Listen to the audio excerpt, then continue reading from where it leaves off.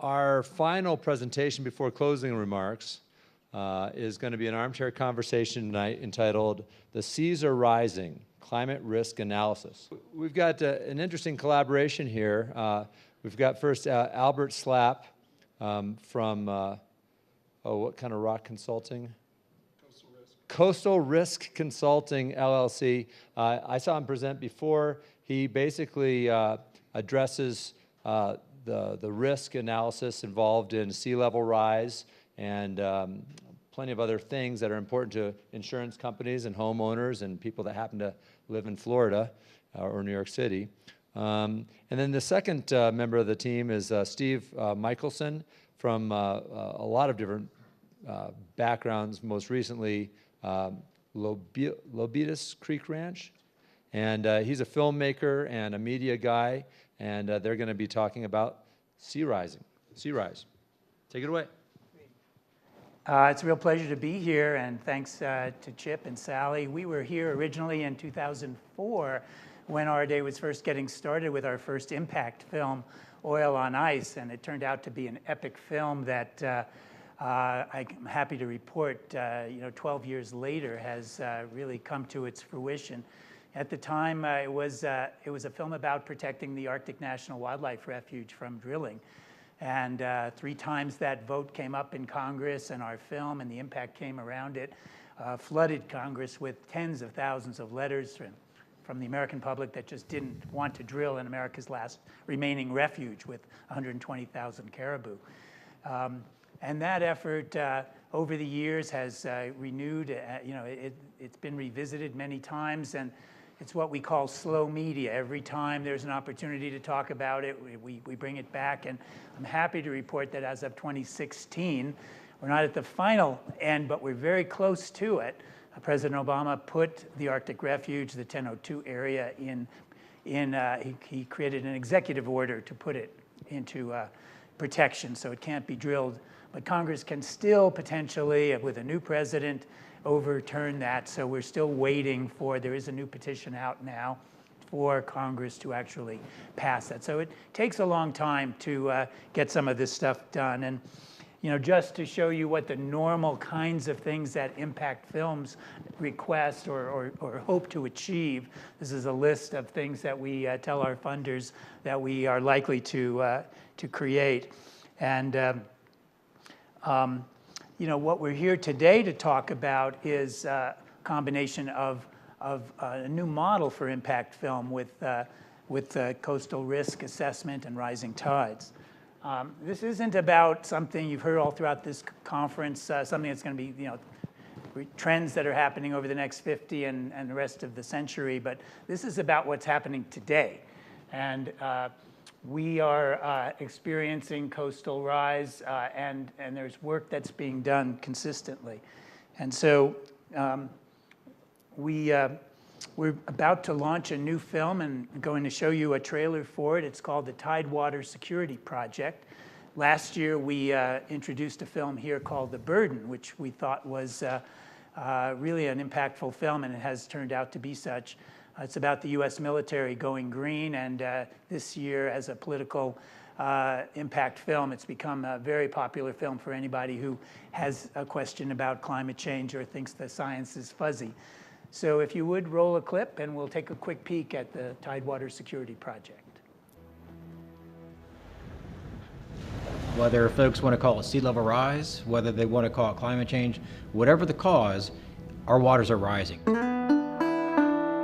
If we can't have a discussion on climate change, then can we have a discussion on infrastructure resiliency? People understand on the coast that these things are happening. They know flooding's happening more often.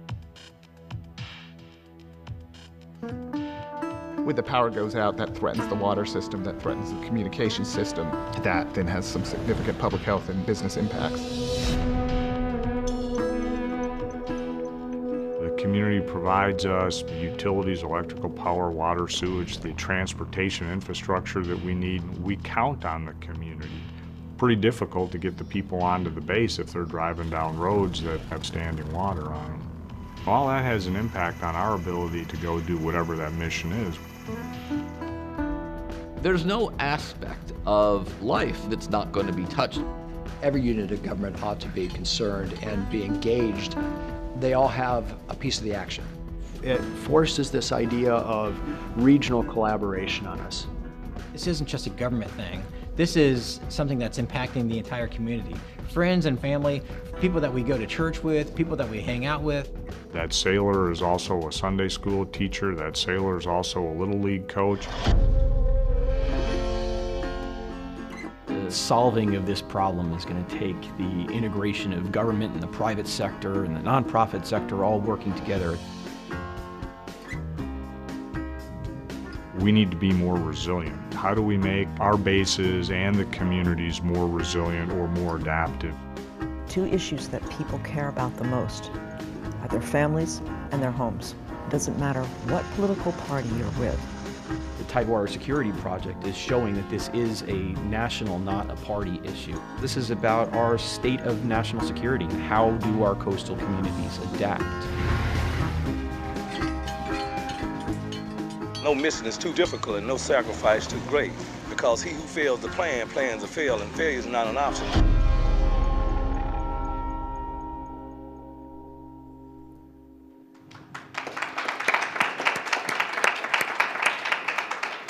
So this film takes place in Norfolk, Virginia, which is really experiencing those impacts. And about a month ago, Albert and I had an unusual coincidence. We both were classmates at the University of Pennsylvania, and even in the same dorm, and hadn't actually met each other during our college years, but were reintroduced and gave an interesting presentation. We were asked to give a presentation at our alumni gathering about climate change, both of us being heavily invested in it. And it was so remarkable to see that Albert's company and the product that he's about to explain and describe to you, we saw that as just an amazing opportunity for the film and the product to connect together. So the new model for impact here is, for those of us in the impact film business, it starts when the lights go up after the movie.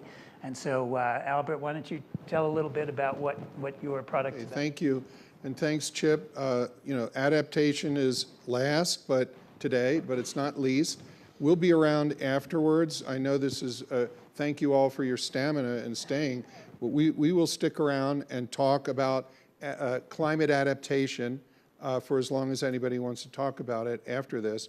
So you all know green tech and you know clean tech. And now with rising seas, my company in Fort Lauderdale has invented climate adaptation tech. What does that mean? Think about a FICO credit score, and now think about a FICO flood score that includes sea level rise. Think about Carfax when you go to buy a used car. Now think about FloodFax when you go to buy a home. Right now, there is very little due diligence in those areas that's available to people who want to buy in the coastal areas so that they understand about sea level rise.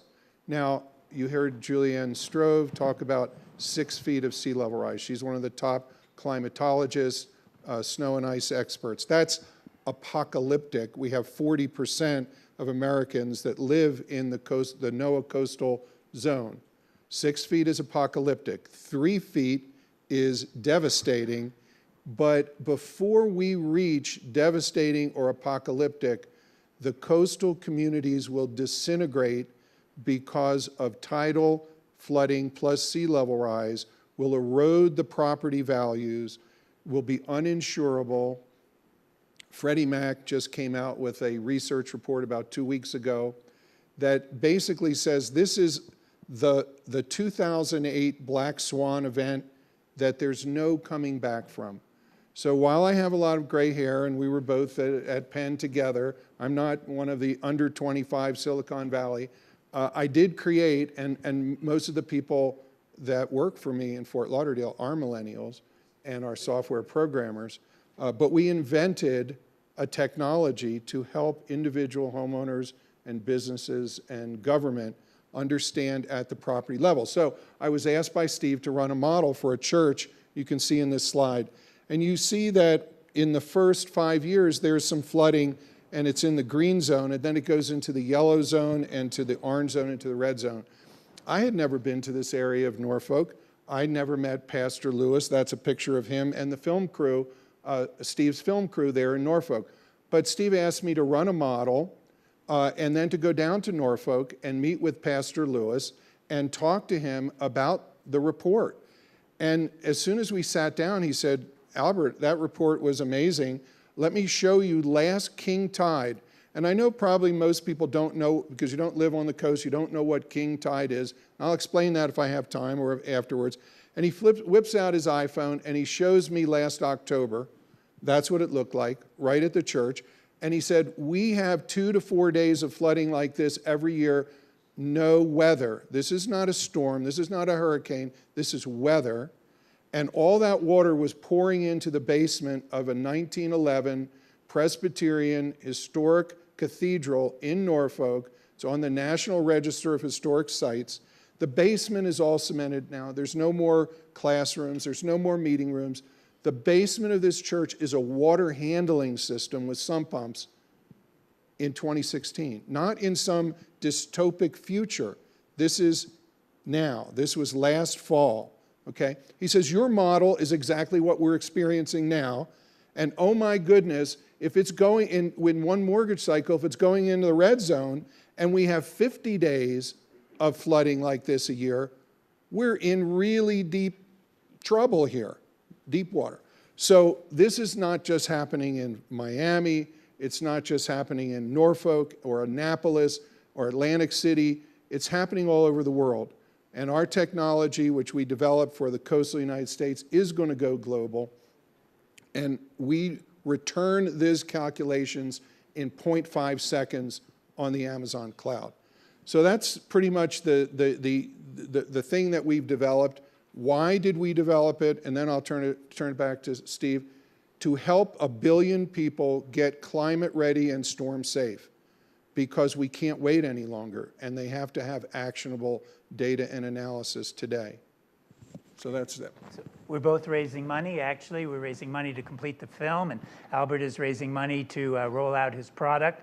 But together, we're going to create an impact film campaign with an app where people can, in the communities where we screen the film, can immediately become aware of the technology that can help them become climate ready, as Albert is describing. So with that, if you have any other questions about what we're up to, be happy to entertain them. Sure. Thank you so much. That was really eye-opening. Your technology will provide folks with sort of their risk and assess how much risk they're facing, but do you come up with any sort of prescriptions in terms of what they should do next? Because if I was that church owner, I would just throw up my hands and think, gosh, the only alternative now is to move. Is that what you're kind of leaning towards, or is there an alternative? Yes, well, if someone gets a bad flood score, and you can buy it online now at floodscores.com. Then we send them a 4-page handout for free that tells them the kind of cost-effective things that they can do.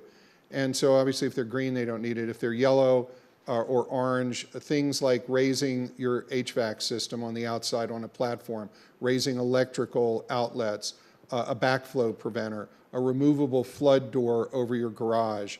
These are things that we work with their architect and their engineer or their builder to help them understand before and after, because we can plug in different elevations and then rescore it instantaneously to show them how they get from red to yellow to green.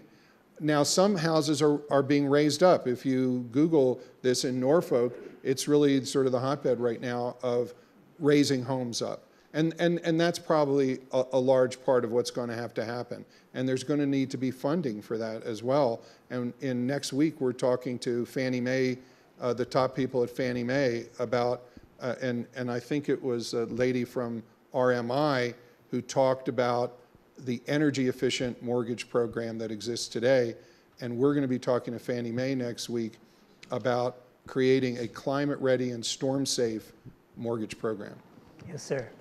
Hi, Phil Kidhill at Motion. So I'm wondering, has the insurance industry done this somewhat? I have some friends who wanted to buy a home where I live in Santa Fe, New Mexico, and they were up in the forested area, and USAA would not sell them homeowners insurance at a reasonable price due to a fire risk. Well, Have they not done flood risk? Right now, okay, we're getting the stop, but let me just answer the question if you would, please.